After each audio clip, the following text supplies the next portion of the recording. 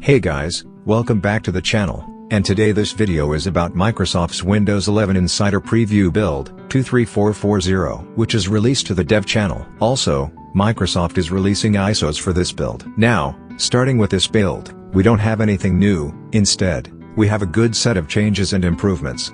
Starting with it, for the Start menu, Microsoft is trying out a recommendation in the Start menu to quickly access the release notes for Windows Insider Preview builds.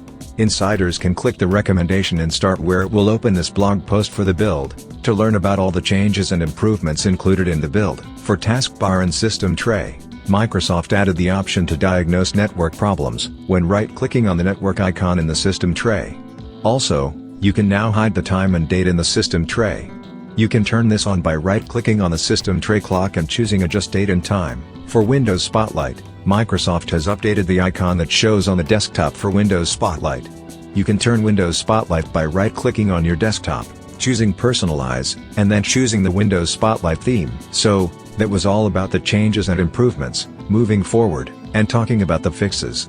For taskbar and system tray, fixed a few Explorer.exe crashes that were impacting taskbar reliability.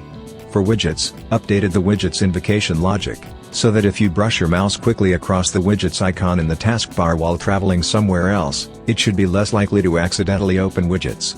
As a reminder, if you'd prefer that widgets doesn't launch on hover, there is an option for that in the widget settings. For File Explorer, fix the following issues for insiders previewing the Windows App SDK version of File Explorer. Fixed an issue where the context menu was opening far away from where your mouse had right-clicked sometimes.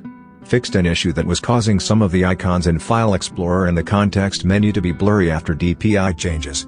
Fixed an issue where the new button in the command bar might not show anything in the dropdown.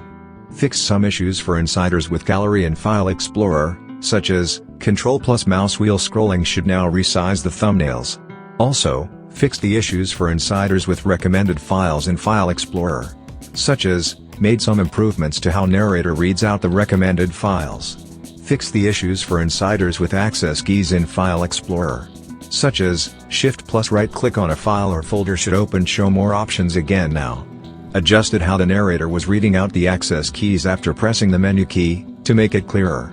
For search, fixed an issue where the cursor wasn't displaying correctly in the search box when using an Arabic display language. For input, fixed an issue where the touch keyboard didn't correctly recognize a hardware keyboard was available in some cases. For windowing, fixed a shell experience host.exe crash when disconnecting from another monitor using Win+P for notifications. Fixed an issue where two EFA codes weren't being recognized if they were in parentheses. For live caption, fixed an issue that was causing live captions to crash on the first launch due to an issue impacting registry data retrieval. Adding enhanced language recognition support in language and region settings will now install the right files on ARM64 devices.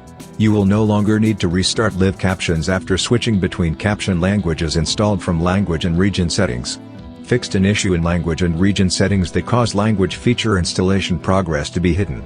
Fixed an issue causing live captions at a language menu icon and label to overlap. For Task Manager, double-clicking Task Manager's title bar to maximize the window should work again now. Also fixed a Task Manager crash, which was impacting insiders in the last couple of flights. Lastly, for accessibility, fixed an issue that was leaving voice access's window empty after opening. Fixed an issue where voice access was crashing when using the command to go to the start of a document.